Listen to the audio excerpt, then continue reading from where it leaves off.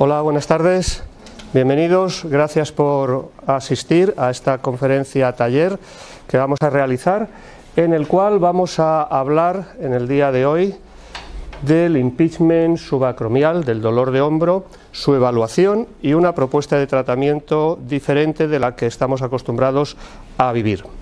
A la vez quisiera agradecer a Physiofocus la oportunidad de estar aquí para compartir este momento con vosotros y bueno, espero que lo disfruten, no duden en ningún momento de levantar la mano, de pedir alguna explicación, alguna pregunta, alguna duda, no hay ningún problema de interrumpirme, ¿de acuerdo?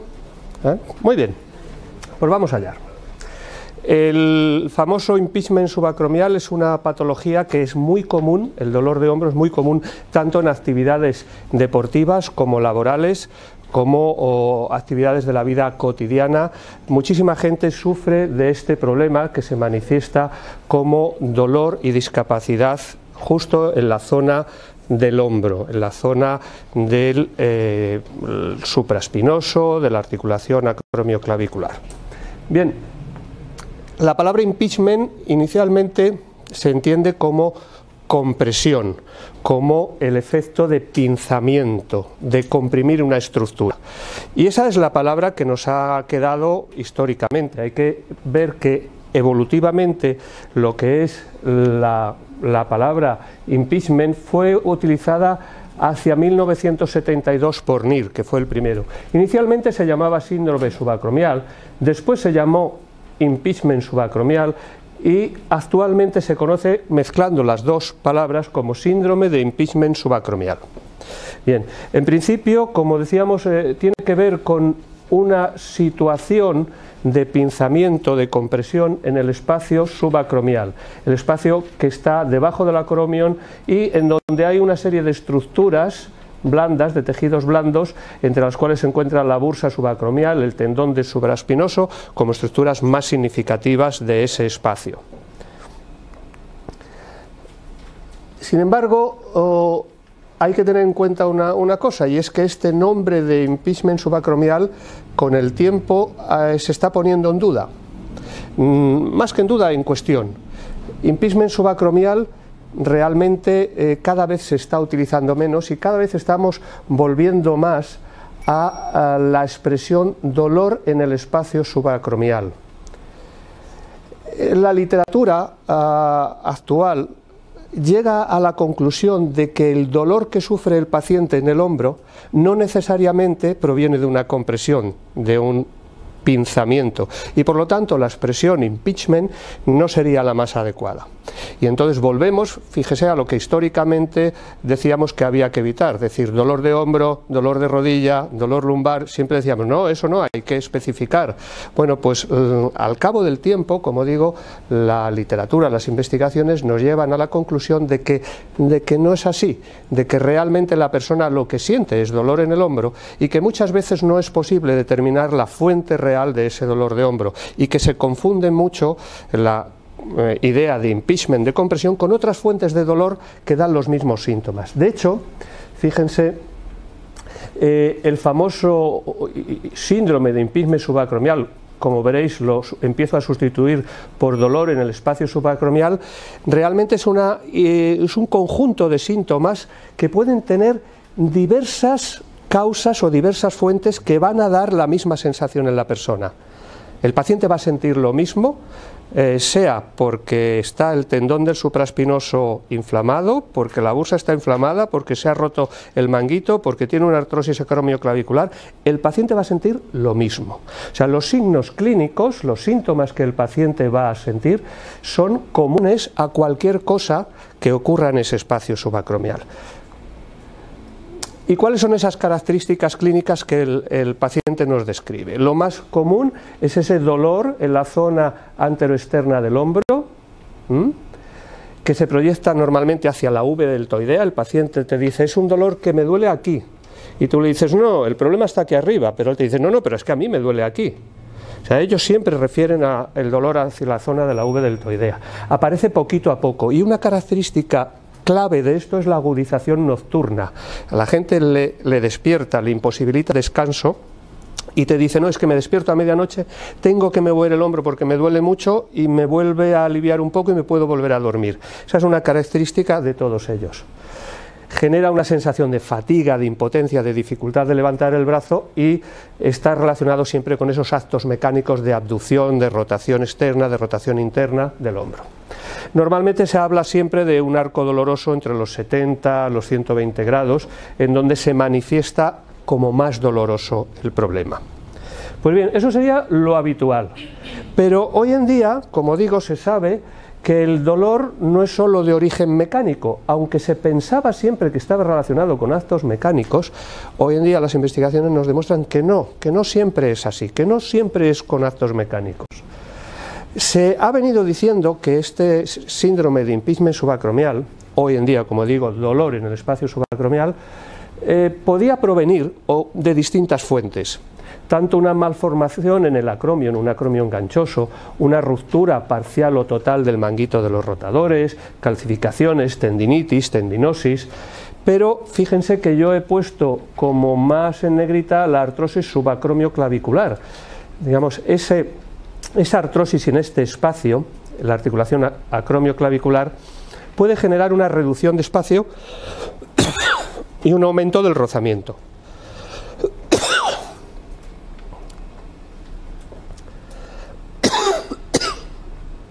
Esto es lo que siempre se ha llamado síndrome de impingement.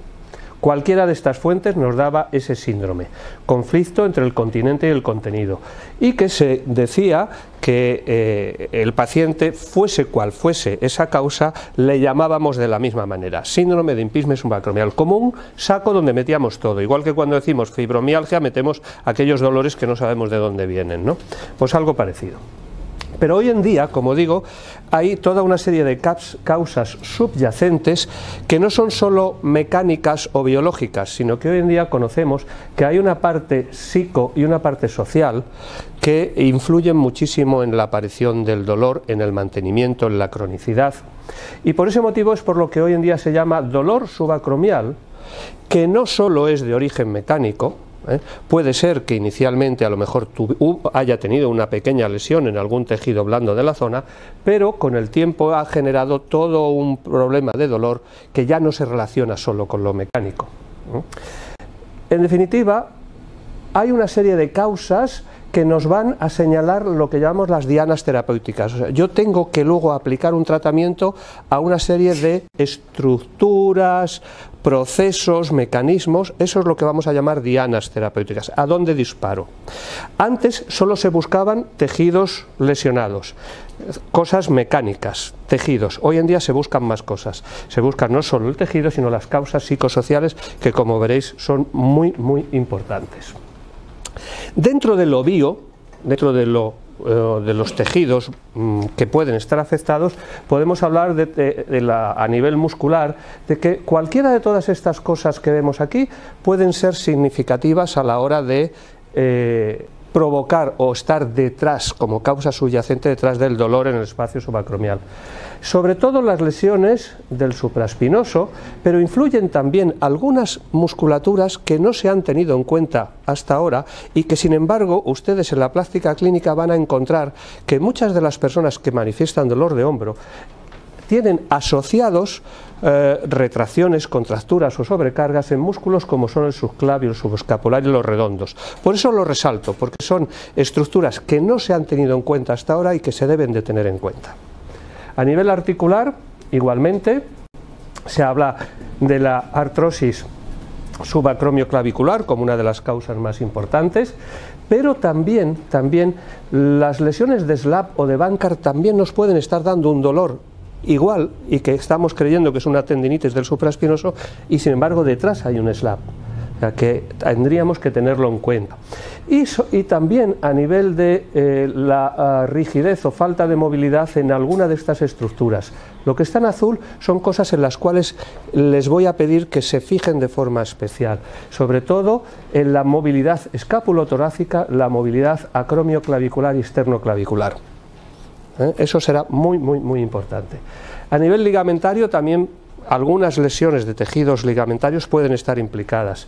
en el problema. Sobre todo las fibrosis o engrosamientos de los ligamentos que están por delante de la articulación acromioclavicular. Fíjense ustedes, aquí en la imagen, ligamento córaco-clavicular y el córaco-acromial forman la pared anterior del espacio subacromial. Si esos ligamentos están muy engrosados, si no tienen la suficiente elasticidad, la pared anterior no cede, es demasiado rígida, de manera que aumentaría la compresión en ese espacio, aumenta la presión interior al espacio subacromial y pueden estar detrás de ese dolor.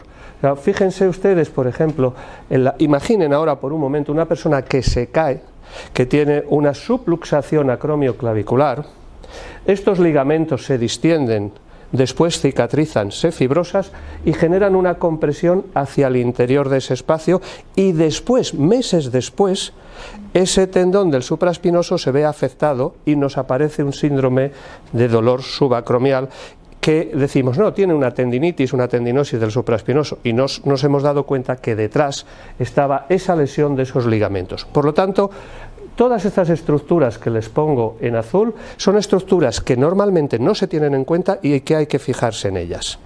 O sea, el dolor subacromial no solo son problemas del espacio supracromial, sino de otras muchas cosas que están alrededor. Esto a nivel bio, pero luego tenemos otras causas.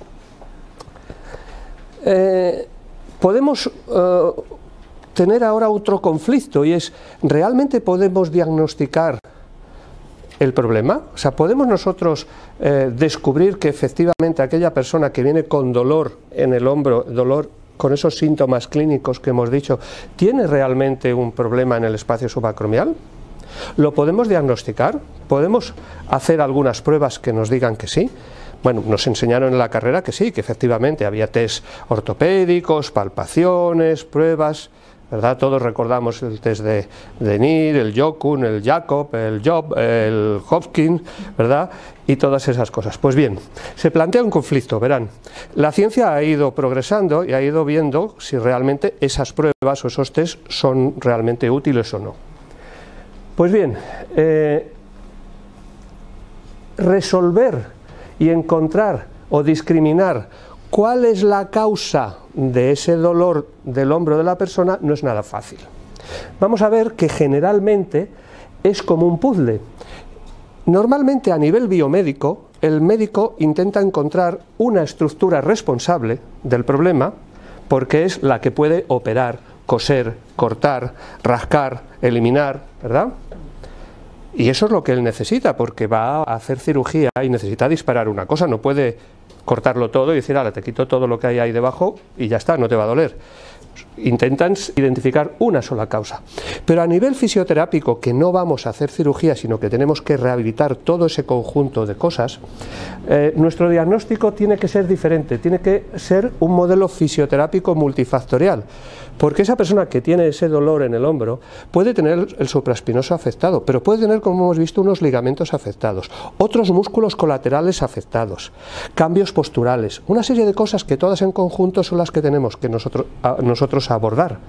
No es lo mismo que el médico. Por lo tanto, el modelo de diagnóstico nuestro no puede seguir el modelo biomédico, tiene que ser un modelo multifactorial, donde evaluaremos un montón de cosas. Y en ese montón de cosas, la ciencia hoy en día nos dice, sobre todo Jeremy Lewis nos habla de que influyen, sí, la lesión de los tejidos y las estructuras influye, evidentemente, si te caes, si te haces una luxación de la clavícula, eso puede ser causa, es real, ¿de acuerdo? Si te dedicas el día a pintar techos, vas a tener una sobrecarga de tendones y de musculatura, eso es real, es tejido real que está sufriendo el problema. Pero se ha visto que esas fuentes de los síntomas tienen también que ver con esos factores psicosociales, factores degenerativos, la persona qué años tiene, cómo están sus estructuras de degeneradas, de conservadas. Hay hábitos y posturas, hay además también sensibilización central, personas que sin tener ninguna lesión en ningún tejido son capaces de sentir dolor, tan solo a lo mejor por haberlo leído en internet. Empiezan a sensibilizarse y sienten un dolor cuando no tienen ninguna lesión de tejidos. Por lo tanto, eso hay que tenerlo muy en cuenta. que existen todas esas cosas. Y de hecho, este igual no se le distingue muy bien, es David Butler, nos habla de que el dolor y el tejido, o sea, una cosa es la lesión del tejido y otra cosa es el dolor que siento. Ustedes saben perfectamente, habrán visto muchas veces pacientes que tienen unas radiografías desastrosas, unas resonancias que dices, no sabemos cómo esta persona puede estar de pie y no les duele nada. Y personas que tienen muy poquito daño tisular o ni siquiera ninguno, no se le encuentra, no se ve nada y sin embargo tienen muchísimo dolor. Por lo tanto, a nivel de investigación hoy en día se sabe que hay una relación muy pobre entre tejido y dolor. ¿Que la puede haber? Sin duda, que muchas, está claro, si a ti te dan con un martillo en un sitio hay una causa, hay una relación porque te han dado un golpe, hay una lesión de tejidos, pero hay a quien le duele el brazo y no se ha dado ningún golpe. Por lo tanto, lo tenemos que tener en cuenta, es muy importante tenerlo en cuenta. Bien, a su vez, hemos dicho antes, hay una serie de test que nos han enseñado, ¿verdad? Y se sabe perfectamente, las investigaciones actuales nos dicen que los test que estamos utilizando, los test ortopédicos, realmente no nos sirven para nada. O sea, no son definitivos. O sea, tú haces el test de Job y te sale positivo, tanto si tiene una lesión del tendón, como si es de la cápsula, como si es del manguito, como si es del infraespinoso, como si es del hueso, como si es de... te da positivo. Entonces no son capaces de discriminar qué estructura está detrás. Por lo tanto, esa falta de especificidad nos hace decir, bueno, los test no nos sirven para mucho a la hora de encontrar una causa sobre la cual yo luego dispare mi tratamiento. Y yo les digo, eso es real, o sea, los autores dicen eso, los test físicos tienen poca fiabilidad, los test ortopédicos, pero sí que me van a servir para una cosa. Si no me sirven para saber cuál es la causa del problema, sí que me van a servir para evaluar si lo que yo luego le haga va a mejor o a peor. O sea, yo si ese paciente, cuando le pido un simple test de Job y me da positivo y le da dolor, y digo, bueno, dolor a la elevación, a la abducción de hombro o al test de Job positivo, vale, me lo apunto. Grado de dolor 7. Y yo he decidido, por lo que sea, actuar de una determinada manera, hacer un tratamiento el que sea. Días después de hacer ese tratamiento, o después de hacer el tratamiento, o 3 sesiones después, lo que ustedes consideren, si le vuelvo a repetir el test y ahora no le da dolor, no sabré qué estructura es la que se ha mejorado, pero sabré que le he mejorado. ¿Me entendéis? O sea, me sirven como referencia para saber si hay una evolución en positivo. Hasta ahora se han utilizado para saber cuál era la estructura, ahora se tienen que utilizar solo para saber si hay mejoría o no, pero no para definir la estructura. En definitiva, si viésemos una evolución del dolor que el paciente siente, esto está inspirado en Moseley, no sé si lo conocen ustedes, pues bien, esa influencia biopsicosocial del dolor, aquí está referido al low back pain, al dolor de espalda, pero es extrapolable a cualquiera de las situaciones. Imagínense, hay una lesión, nos hacemos daño por el motivo que sea, el tejido es en rojo, dolor relacionado con el tejido lesionado. Al principio duele mucho, se inflama, ¿verdad? Y hay un dolor puramente físico, pero a la vez que el físico aparece una sensibilización en el sistema neural. O sea, nuestro sistema neurológico se activa y dice, cuidado que te has hecho daño, no levantes más el brazo que te duele. Y te provoca un sistema de defensa o de alerta porque te duele. A medida que el tejido se cicatriza y se repara, empezaría a bajar el dolor físico, el dolor relacionado con el tejido original que se hizo daño, pero se mantiene el dolor relacionado con el sistema neural, la sensibilización se mantiene si no hacemos nada. Entonces, a nivel del paciente, el paciente, si está aquí cuando el tejido está casi arreglado, él a lo mejor te está diciendo que le sigue doliendo igual o peor, porque ya no es la parte física, sino la parte defensiva, la parte del sistema de alerta neural que tenemos, ¿no? Y empiezan a aparecer proyecciones y sensibilizaciones centrales o locales. Pero es que empieza a aparecer otra cosa. Si una persona lleva mucho tiempo inhibiendo, por ejemplo, el movimiento porque le dolió mucho al principio y como estuvo así protegiéndose no lo muevo porque sé que me duele y tiene la memoria del dolor y no le duele, al cabo de 3 semanas de no mover el hombro, la cápsula se ha degenerado, han aparecido contracturas, han aparecido retracciones, han aparecido otros problemas secundarios que ahora también toman importancia y empiezan a aparecer un dolor asociado con esas compensaciones.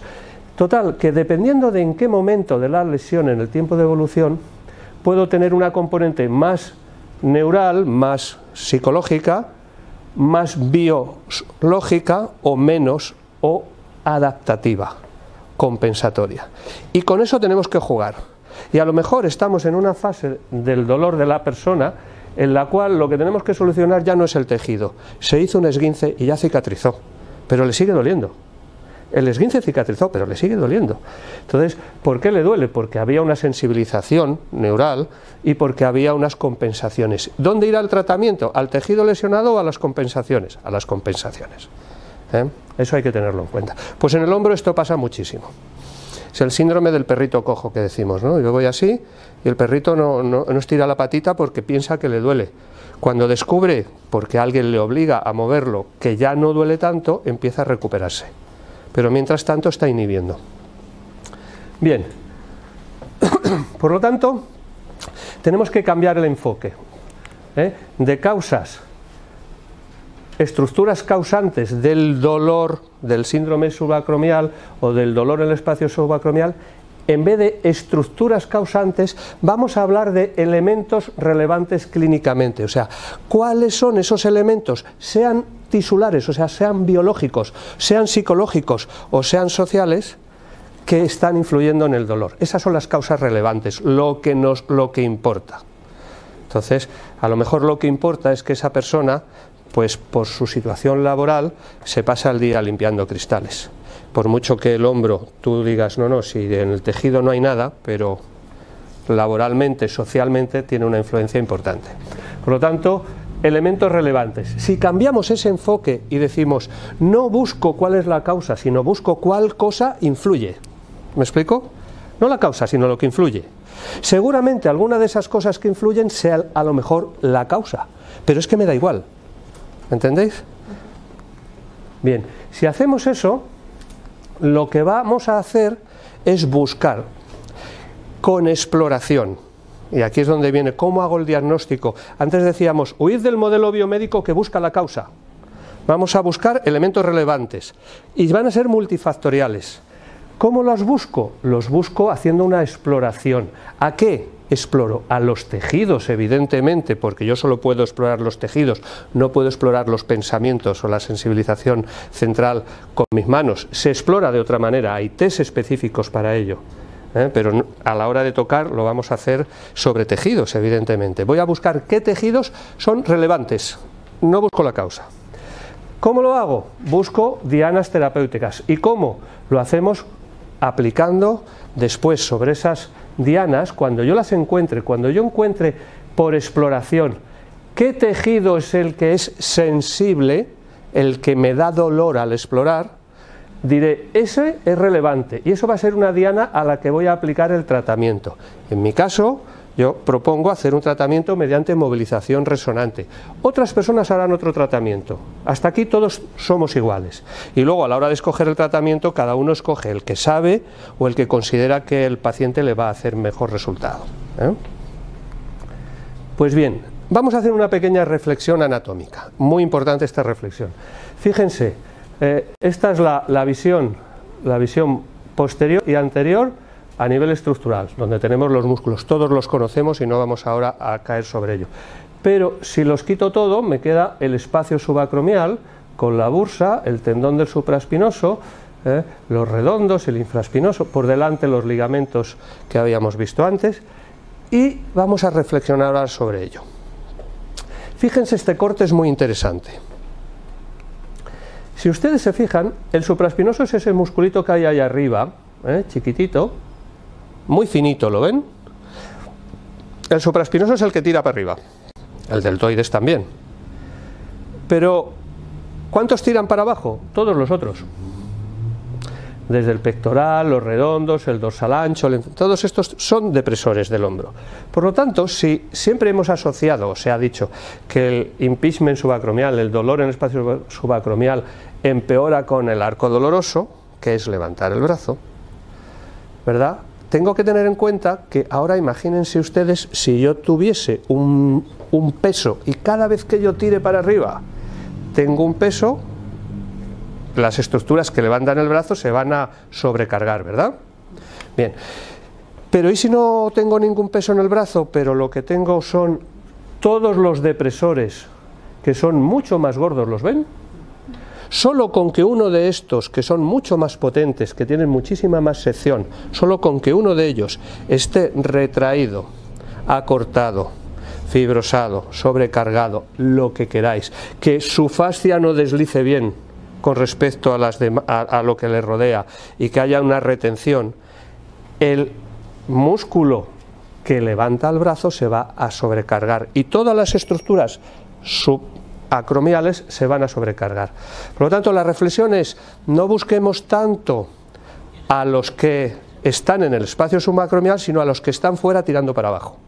Por eso, en el cuadro que les hacía referencia antes, les hablaba de los redondos, del dorsal, ¿verdad?, del subclavio, porque todos ellos, todos esos músculos, el subclavio, pectoral, dorsal, redondos, todos esos son depresores, son mucho más potentes y cualquier pequeña lesión en ellos, cualquier sobrecarga en ellos, nos sobrecarga el espacio de arriba.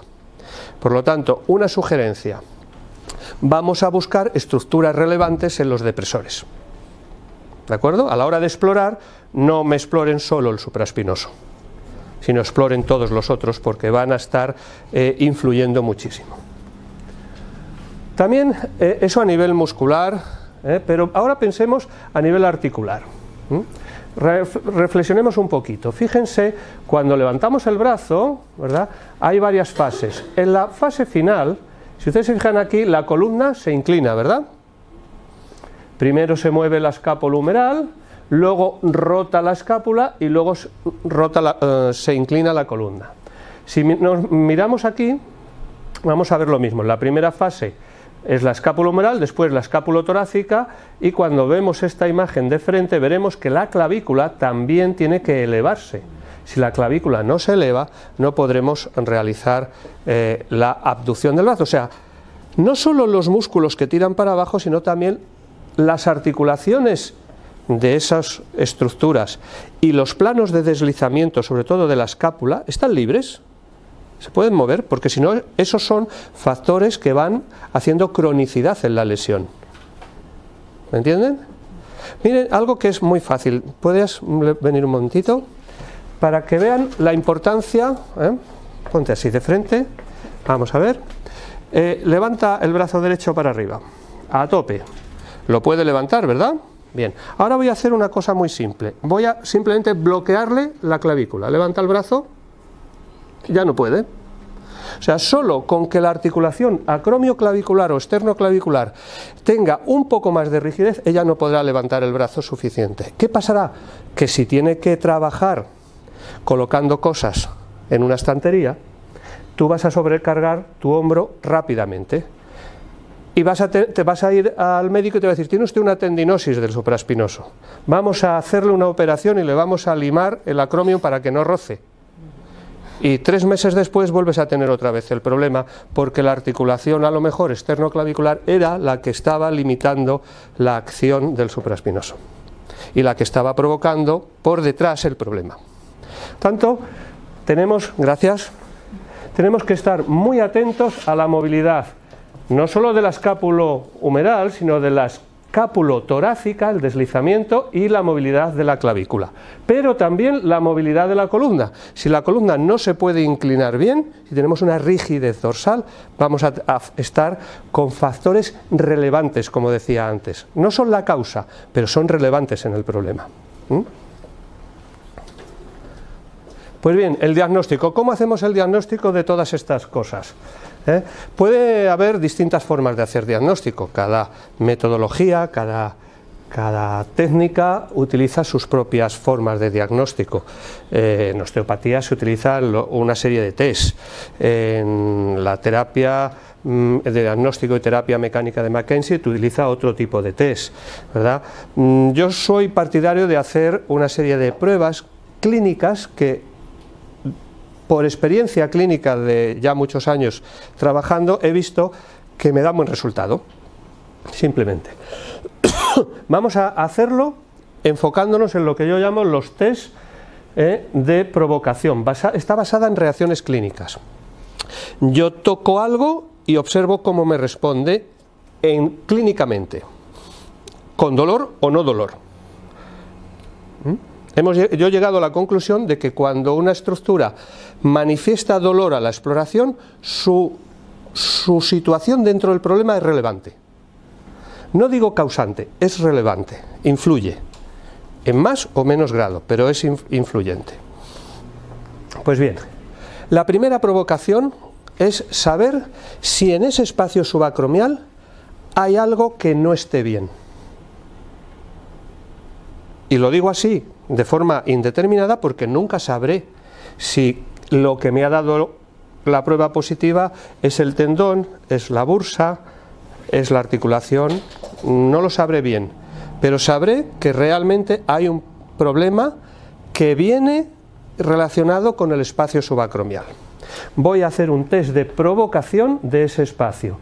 Lo que voy a hacer es algo tan sencillo como dar un impacto a la clavícula bajará de forma brusca, y si aquí hay algo, vamos a decir, inflamado, ¿vale?, o generador de dolor, generador de nocicepción, va a dar positivo el test y al paciente le va a doler bastante.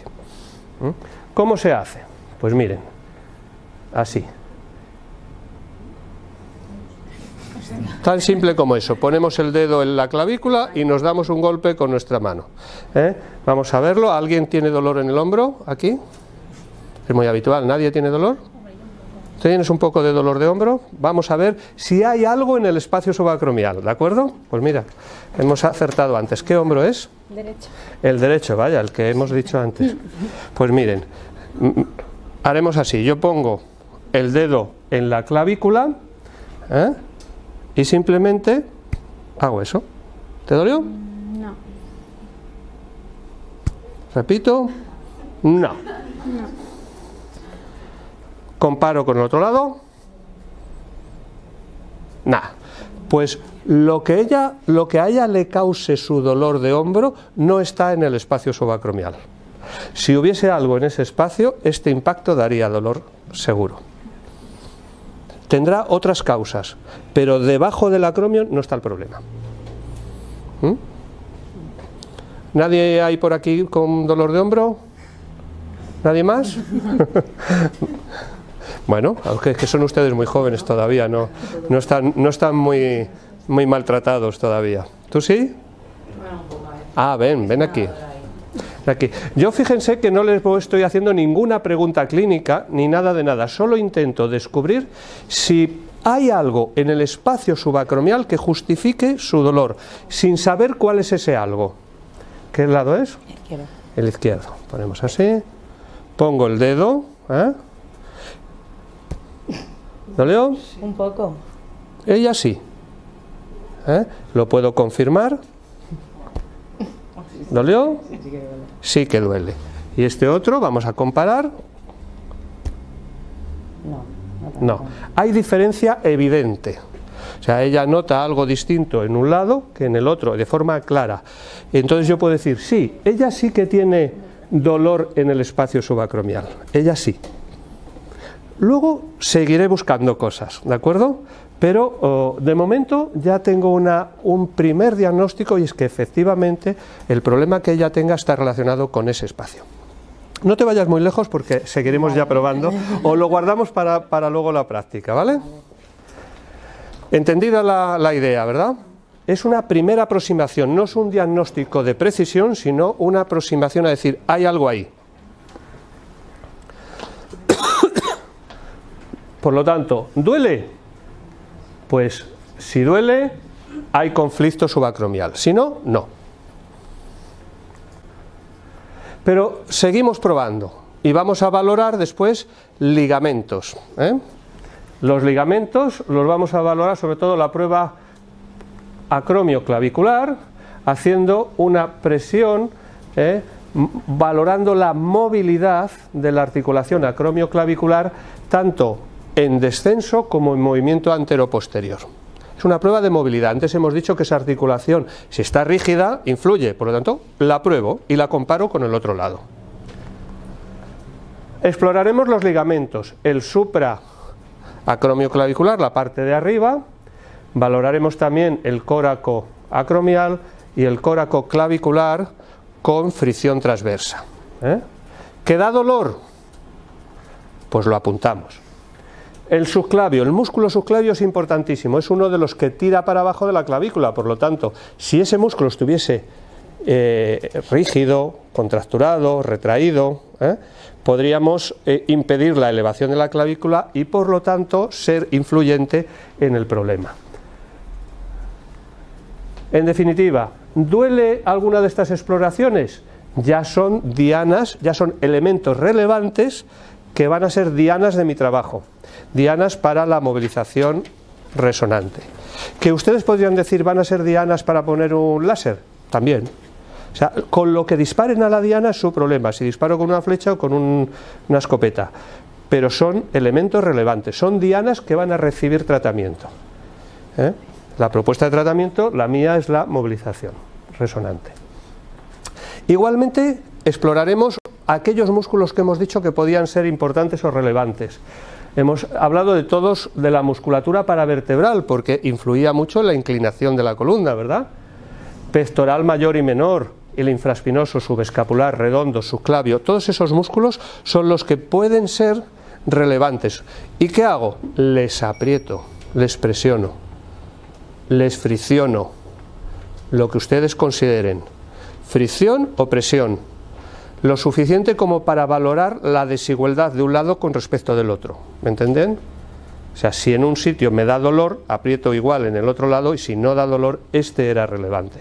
Si tenemos dolor en los dos lados, pero un hombro dolía y el otro no, me he pasado de presión y he apretado demasiado en los dos lados. Por lo tanto, igualmente hablaremos de, si da dolor, son dianas para el trabajo.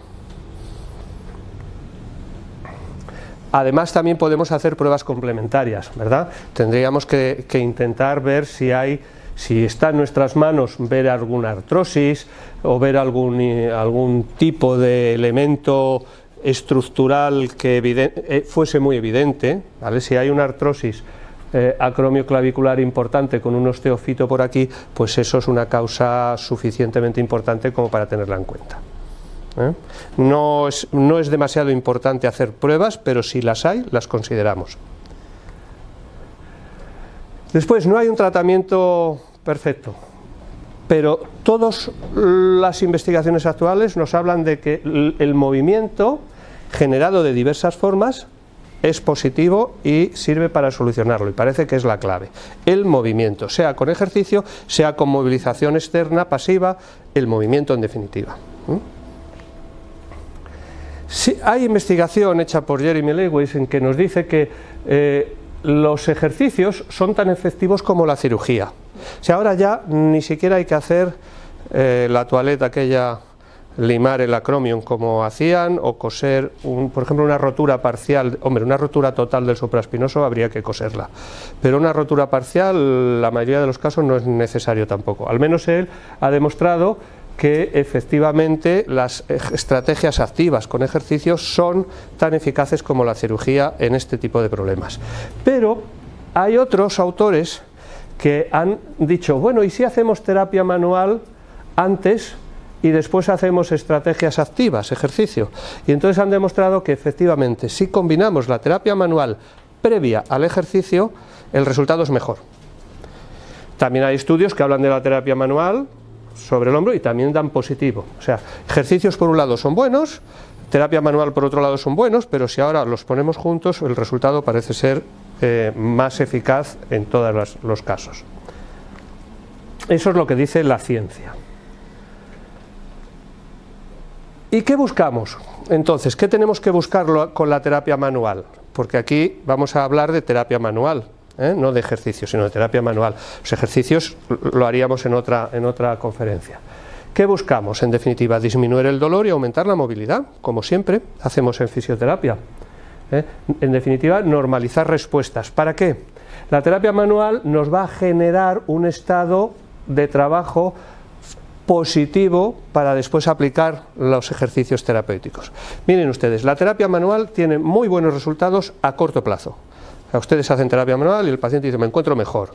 No se sabe bien cuánto peso tiene el placebo y cuánto tiene la terapia real que has hecho. Eso está en mucha discusión actualmente. Pero sí se sabe que la terapia manual es eficaz a corto plazo. Pero lo que da la eficacia a medio y largo plazo es el ejercicio. O sea, con la terapia manual bajan ustedes el dolor, preparan al paciente para que luego el ejercicio regenere por mecanotraducción aquellos tejidos que hayan podido estar afectados. ¿Entienden? Y eso es lo que hace que después el resultado sea duradero. Bien, nosotros usamos la movilización resonante mantenida para hacer esa terapia manual, el método Paul que les he estado hablando. ¿Y cómo funciona esto? Pues lo que hacemos es una terapia manual que se basa en una movilización rítmica. O sea, lo que hacemos es mover los tejidos, sean tejidos blandos o sean articulares, los movemos, y los movemos de una forma especial, los movemos de forma rítmica, y rítmica también de una forma especial. Veréis que si ustedes miran, hay varios autores que trabajan con movilización rítmica. Lederman, Commius, un servidor, Mailand también utiliza las movilizaciones rítmicas. O sea, es algo que se viene usando, no es un invento, sino que se sabe que es eficaz, que consigue una serie de resultados. Y entonces, ¿en qué se diferencia Paul de todos esos otros? Alguna diferencia tiene que haber, porque si no, para eso le seguiríamos llamando Mailand, por ejemplo, ¿no? Bueno, pues hay una serie de diferencias, y estas diferencias influyen mucho en los resultados. Bien, el trabajo se hace de forma pendular. A ver, ahí. A ver, que le doy, porque esto es un vídeo y quiero que lo vean. Bien, la forma de trabajar con el hombro es un movimiento pendular, pero ustedes dirán, bueno, esto ya lo hacía Codman, ¿no? Y en Codman es activo, y por lo tanto es diferente, esto es pasivo. Si es pasivo no influyen las contracciones musculares, no hay coaptación en ningún caso, sino siempre estamos trabajando en decoaptación. O sea, eso es una característica importantísima. Pasivo y de forma pendular. Luego lo hacemos en unos grados de movilidad muy pequeños, lo que llamamos la zona neutra, que fue descrita por Panjabi. La zona neutra, para que ustedes se lo imaginen de un movimiento entre la flexión y la extensión de cualquier articulación. Decimos flexión-extensión, ponemos rotación interna, rotación externa, es igual. Entre los dos extremos hay una zona en medio en donde prácticamente los tejidos no ofrecen ninguna resistencia. Es la zona de máxima flexibilidad. En esa zona no hay gasto energético, los tejidos no resisten, y es donde se produce la mecanotransducción, es donde hay más sensibilidad propioceptiva. En ese espacio, es el espacio en el que nos movemos cuando estamos de pie, que parece que estamos quietos y sin embargo estamos moviéndonos todo el rato, vamos de un lado a otro, es un movimiento pendular, voy para un lado, voy para el otro, voy para el lado, microscópico, pero existe. Pues esa zona es en la que trabajamos, movimientos de muy poca amplitud. Otra cosa interesante, se mantiene toda la sesión. Relajar las piernas de un futbolista haciéndole así es muy conocido, pero nadie se le había ocurrido estarse una hora haciendo así, porque te mueres de dolor, terminas con los brazos mal. Sin embargo, veremos que nosotros somos capaces con esta técnica de mantener oscilaciones de una hora sin parar, sin cansarnos, y lo podemos hacer bien. Basado en que se hace en un movimiento pendular, que aprovechamos la energía cinética para utilizarla y no cansarnos nosotros. Se realiza una frecuencia que se llama frecuencia de resonancia. Esto es importantísimo. Cuando ustedes mueven algo a nivel pendular, si tú coges un péndulo y le sueltas, él tiene su frecuencia. Por más que ustedes quieran, el péndulo va a su frecuencia y no puede ir a otra. Pues bien, trabajamos a esa frecuencia de resonancia. que es la frecuencia más pequeña con la que conseguimos que todo el cuerpo oscile. Cuando lo veáis en la práctica lo vais a entender mejor, ¿eh? Pero digamos que yo oscilo el brazo y hay un momento en el que esa oscilación se transmite a todo el cuerpo. En ese momento estamos en resonancia. Los que sepan de música lo van a tener más claro. Esto es interesante, porque para entender lo de la resonancia hay que ver esto. Imagínense un tubo, ¿verdad?, que tienen unas varillas con una bola en los extremos, y cada varilla es más larga cada una de la otra, ¿vale? Entonces vamos a hacerlo. Si ustedes pulsan una varilla o la otra, dependiendo de la longitud de la varilla, la frecuencia es mayor o menor. ¿Lo ven? ¿Lo han visto? Bien. Eso es la frecuencia propia de esa varilla. Ahora bien, imagínense ahora que yo lo que hago es mover el tubo. No toco las varillas, yo muevo el tubo. Si muevo el tubo despacito, la única varilla que oscila es la varilla larga, la que coincide la frecuencia con el movimiento del tubo. Si yo muevo el tubo más rápido, la que oscila es la del medio. Y si lo muevo aún más deprisa, la que oscila es la pequeñita. Por lo tanto, ahora imagínense, el tubo es nuestra columna vertebral y todas las varillas son todos nuestros tejidos que cuelgan de la columna central. En función de a qué frecuencia oscilo la columna, puedo dirigir la oscilación a una estructura u otra. Entonces, en el momento en que yo consigo que desde el brazo oscile la columna, estoy en resonancia. ¿Me entienden? Vale. Esto lo hemos medido científicamente y hemos visto las frecuencias de resonancia, lo hemos hecho en análisis en 3 dimensiones y hemos visto las frecuencias a las que oscila cada punto del cuerpo. Y hemos visto que hay una frecuencia que está entre 1 a 2 ciclos. Eso depende de las personas, si son más grandes, más pequeñas, son hombres o mujeres, si están más nerviosos o más tensos o más relajados, la frecuencia varía. Entonces lo que hacemos es buscar esa frecuencia de resonancia. Cuando nosotros oscilamos a la persona, ¿verdad?, le buscamos, veis que todo el cuerpo está en oscilación entero, verán los sensores que estemos puestos en la columna y con esos sensores vemos el movimiento que hace la columna. ¿Ven que parece una culebrilla?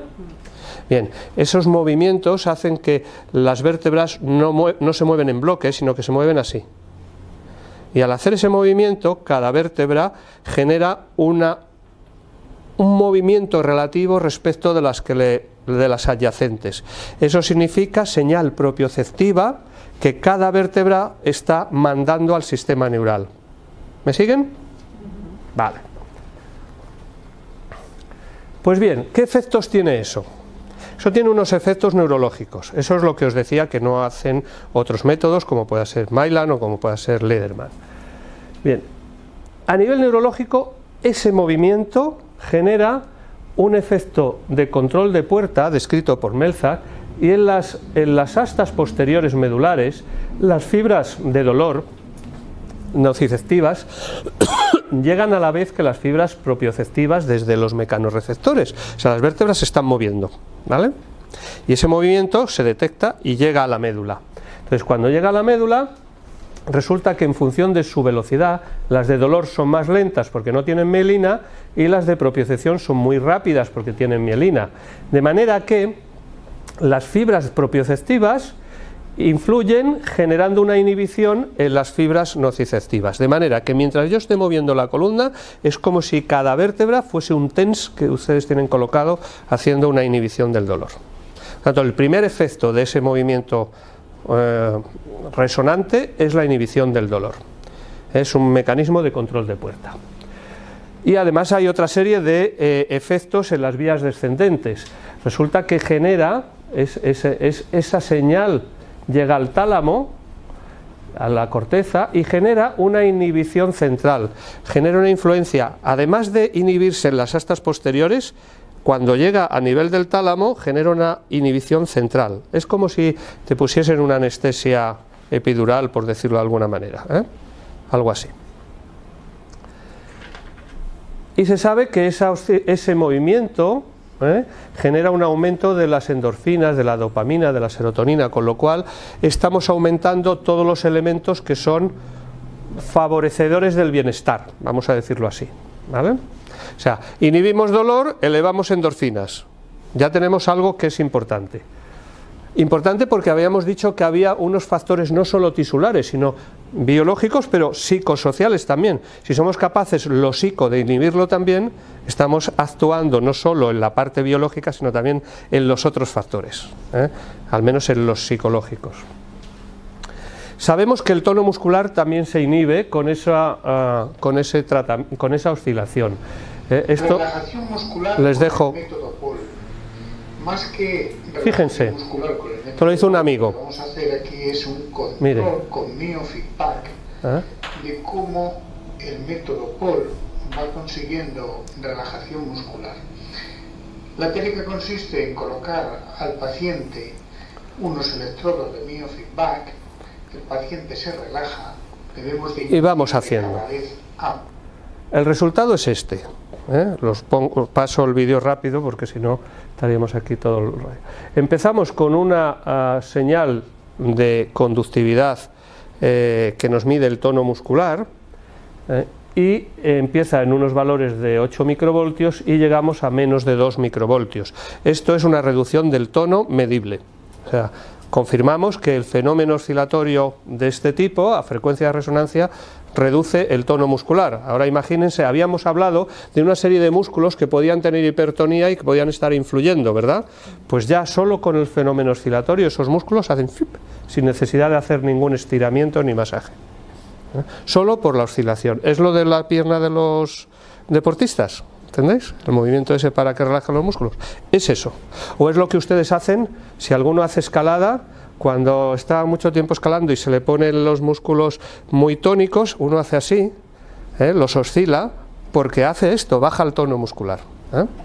Ahora imagínense, una cosa son 10 segundos y otra es una hora. Pues bien, más cosas. A nivel biomecánico, este movimiento oscilatorio genera una normalización en los tejidos blandos y en las articulaciones. Vamos a conseguir, como toda terapia de movilización, mejorar la movilidad articular, el rango articular, la flexibilidad capsular, etc. Hay estudios que avalan todos estos mecanismos. Claro, nosotros vamos a estar trabajando sobre una articulación del hombro, veis, en todo ese movimiento va a actuar sobre distintas estructuras articulares, sobre la cápsula, los ligamentos, y va a estar flexibilizándolos de manera que nos va a permitir un aumento de la movilidad de forma significativa. Pero hay algo más importante, fíjense, esto es más importante. Los movimientos oscilatorios generan un movimiento en lo que se llaman los unshoring filaments. En la zona profunda, donde está la malla intersticial de los tejidos, esto fue filmado por el señor Gimbertot, todos esos filamentos tiran de los vasos linfáticos y abren las compuertas linfáticas. Eso provoca que a nivel profundo de los tejidos se vacíe de líquido intersticial, se reabsorbe. ¿Y qué ocurre? Que en el líquido intersticial lo que hay son los algógenos, la sustancia P, la citoquina. O sea, cuando hay una lesión de un tejido se producen elementos que son generadores de dolor bioquímicamente. Citoquina, sustancia P, interleuquinas, todos esos se van a drenar con este movimiento. Y eso es más importante casi que ninguna otra cosa para la recuperación de la lesión. Luego también hay otra cosa que provoca este movimiento oscilatorio, y es que en el caso de que exista degeneración de cartílagos, podríamos estar hablando de que la articulación acromioclavicular pudiese tener una artrosis, ¿verdad? Habíamos dicho, también era una de las causas que podía estar detrás de todo este dolor de hombro. Pues bien, se ha comprobado que los movimientos de movilización continua pasiva, no ya solo la activa, sino la pasiva, es capaz de regenerar. Estos son de una rodilla, rodillas de conejos. Esto se hizo en un estudio con conejos. pueden ser capaces de pasar de estas imágenes que ustedes ven aquí a estas imágenes que ustedes ven aquí, donde, como ven, fíjense las úlceras condrales cómo están casi recuperadas. Fíjense lo que había aquí de desgaste y cómo aparece después esa rodilla, con movimiento continuo oscilatorio. Por lo tanto, ese movimiento genera mecanotransducción, o sea, estimula a los cartílagos para favorecer su regeneración. Estimula las células de los condrocitos a renovarse, a regenerarse. Y eso es muy importante, y ambas dos cosas se influyen una en la otra. Ambas dos cosas se influyen. Tanto lo neurológico influye sobre lo biomecánico, como lo biomecánico mejora lo neurológico. Hay una confluencia entre ambas cosas. Pues bien, ¿cuáles van a ser los objetivos terapéuticos que vamos a fijarnos? Hemos dicho reducción del dolor y de la disfunción. Vamos a mejorar la función y reducir el dolor, porque es lo que le importa a la persona. Con terapia manual, como hemos dicho, es la primera entrada. Si yo reduzco el dolor de la persona y le mejoro la función, será capaz de hacer después ejercicio terapéutico. Si no, no lo va a poder hacer. Por lo tanto, sí que si lo diseñamos muy bien y hacemos carga progresiva, también lo podría hacer, poquito a poquito, pero tardaríamos más. O sea, lo que se ha visto es que la terapia manual hecha antes que el ejercicio favorece la realización del ejercicio. Pues bien, primera cosa que debemos tener en cuenta, nos interesa en el dolor en el espacio subacromial o síndrome de impeachment subacromial, como se decía y se sigue diciendo actualmente, va a ser reducir la presión subacromial, aumentar el espacio y reducir el contenido, desinflamar lo que hay dentro y quitarle presión a esa zona. Bien, pasos. ¿Qué pasos vamos a dar? Primero, educación en la neurofisiología del dolor. Hoy día se sabe que uno de los elementos importantísimos es que al paciente le enseñemos y le eduquemos en por qué siente su dolor, y que no es tan importante lo que sale en la resonancia, sino que es muy importante cómo él se toma ese dolor, cómo él lo enfoca, si le genera kinesiofobia. No tenemos que permitir que vaya el médico y le diga, uff, esto está muy mal, hay que operar ya mismo. Cuidado, cuidado. No generemos nocebo, no induzcamos a la persona a sentirse peor de lo que ya se siente.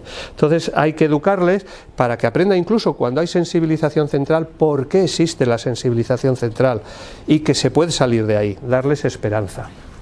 Pues bien, la educación, pero como vamos a empezar con una oscilación que hemos dicho que inhibe el dolor, inhibe las transmisiones y que aumenta la dopamina, esa inhibición neural que vamos a hacer con el movimiento oscilatorio, vamos a generar ese estímulo en las fibras alfa que nos van a reducir el dolor. O sea, ese es el primer paso. Educación y oscilación de base. No es que en una sesión solo lo hagamos eso, luego lo hacemos todo lo que viene después. Vamos a trabajar para reducir la tensión muscular. ¿En dónde? En aquellos músculos que en la exploración han dado positivo en la exploración, ¿verdad? No digo que sean la causa, pero eran relevantes, y por lo tanto vamos a trabajar relajando la musculatura de todo lo que esté alrededor de ese hombro y que nos haya salido positivo. Después vamos a aumentar la movilidad de la columna, de la escápula y del acromio clavicular, porque hemos visto que eran totalmente relevantes que hubiese un buen deslizamiento de la escápula, una buena movilidad de la clavícula y una buena inclinación de la columna. ¿Recuerdan? Por lo tanto, eso hay que trabajarlo también. Y vamos a hacer ese drenaje de los líquidos peritendinosos, esos algógenos que decíamos, a base de que la oscilación es capaz de provocar el estímulo de recaptación vía linfática de esos algógenos. Y vamos a estimular a la vez la reabsorción de las calcificaciones con ese movimiento. Reduciremos la inflamación, reduciremos la degeneración, activando los mecanismos de mecanotransducción que son regeneradores, como hemos visto en esas rodillas de los conejos que se veían recuperadas. Pues bien, haciéndolo así, lo que nosotros hemos llegado a detectar en todos estos años, del 98 al 16, unos cuantos años de seguimiento, mirando las historias clínicas, esto es un estudio retrospectivo, ¿no? Miras años atrás a ver todo lo que has hecho, cómo ha salido. vemos que hay una recuperación total en un 76% de los problemas de este tipo, de dolor en el espacio subacromial. Sin resultado solo un 2%, y hay gente que le queda pues un dolorcillo, pero ya que puede vivir con ello, es soportable y lo aceptan, pues un 22%. En definitiva, lo que era muy importante es que entre 5 y 10 sesiones de tratamiento, o sea, no es muy largo el tratamiento. Y además no hay ningún caso quirúrgico, o sea, nadie de los que vino a nuestra consulta en todos estos años se ha tenido que operar. Esto es importantísimo. Y algunos recidivan, pues sí, algunos, pero muy poquitos, un 15% vuelven a repetir. Casi siempre estos que repiten son personas que o bien no han hecho después el ejercicio terapéutico necesario para fijar los resultados, o bien sus trabajos son imposibles de controlar. Si es una persona que es un empleado de las obras y se pasa el día poniendo ladrillos y haciendo así, pues os podéis imaginar que el hombro, por más que le queramos hacer, va a deteriorarse, y esos son los casos que recidivan. Pues bien, esos serían los resultados que tenemos. ¿Y cómo enfocamos el tratamiento que vamos a ver nosotros ahora? Descontracturar y flexibilizar la columna. Esto ya es el orden. Antes hemos visto los objetivos. Ahora, ¿en qué orden lo hago? Empezamos con musculatura y movilidad de la columna. Lo primero, porque una vez que eso esté mejorado, todo lo demás, digamos desde el eje central, todo va hacia la periferia bastante mejor, evoluciona más positivamente. Tenemos que liberar después los deslizamientos de la escápula. Primero columna, luego escápula, movilidad escapular.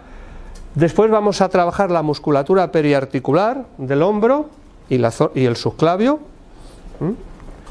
Después vamos a trabajar los ligamentos, que habíamos dicho que también influían, esos ligamentos córacoclaviculares, clóracoacromiales, y acromioclaviculares, esos ligamentos que tenemos aquí, ¿verdad? Después vamos a drenar el espacio subacromial, vamos a vaciar de líquidos, que ya se habrá estado haciendo antes también, pero lo vamos luego a conseguir aumentar ese drenaje, a vaciar más todavía. Y finalmente equilibrar la biomecánica acromioclavicular, que habíamos dicho que era importantísima, ¿verdad? La acromioclavicular es básica, porque además es la articulación que justo genera el techo del espacio subacromial. Aumentaremos de esa manera, recuperando esa biomecánica acromioclavicular, vamos a recuperar ese espacio, vamos a darle esa milésima a lo mejor de movilidad que va a favorecer que lo que está debajo no quede comprimido o atrapado, como se decía hasta ahora. Y después va a ser muy importante que la escápula y el húmero tengan un buen centrado, que no esté elevada, descendida, anterior, posterior, sino que esté centradita para que biomecánicamente trabaje bien. Hecho todo eso, habremos conseguido con terapia manual la mayoría de lo que es posible, y después vendrán los ejercicios. Como que a la vez que hemos estado haciendo eso, se ha estado haciendo también un trabajo en donde le ha subido la dopamina, la serotonina, como decíamos antes, que la oscilación lo provoca, vamos a estar haciendo un trabajo también neurológico central, y va todo como de la mano.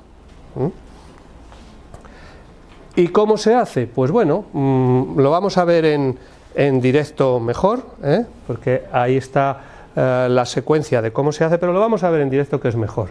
Y antes de ponernos con la práctica, sí que quisiera que demos paso a alguna de sus preguntas sobre lo que hemos hablado ahora, y luego ya en la práctica vamos haciendo preguntas sobre la práctica en concreto.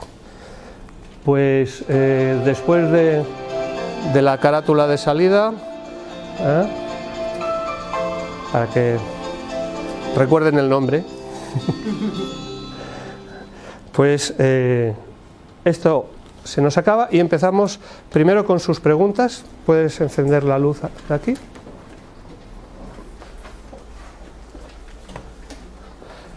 Venga. ¿Alguna contraindicación? Sí, claro. O sea, sobre todo imagínate, si esto genera más movilidad articular, ¿cuál será la primera contraindicación? Las luxaciones recidivantes. O sea, si hay un hombro que es luxante, no le puedes hacer esto porque se va a luxar más. Esa es la primera. Y luego las normales de todas las terapias manuales, pues si la persona tuviese un tumor, infecciones, en fin, fiebre, Básicamente esas. No hay más. Bueno, sí, si tuviese agujas intramedulares en la clavícula fruto de una fractura vieja, una fractura anterior, tendríamos que tener en cuenta que se lo podemos hacer, pero se pueden salir las agujas. Entonces, si se empiezan a salir, pues hay que mandarle al médico para que se las quiten. Eso es no es una contraindicación total, pero bueno, la luxación sería absoluta. Más. Venga, anímense, que de las preguntas es de lo que más se aprende.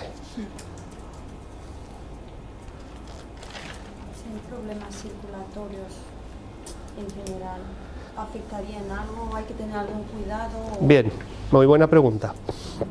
Hay una contraindicación global, pero no por el hombro, sino en general para el POL, que tiene que ver con la circulación, vamos a decirlo así.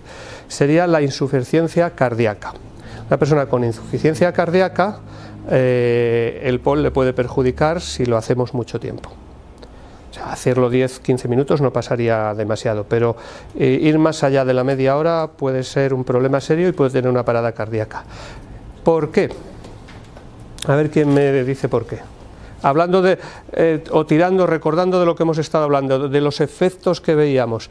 ¿Lo neurológico podría afectarle? No. ¿Aumentar la movilidad articular? No. ¿Liberar adherencias o descontracturar? Tampoco. ¿Drenar? Sí. Si tienes una insuficiencia cardíaca y aumentamos mucho el drenaje, aumentamos la recaptación de líquido y aumentamos la circulación de retorno venoso, mucha, con lo cual al corazón le va a llegar más volemia, más cantidad de sangre de la habitual y puede fallar.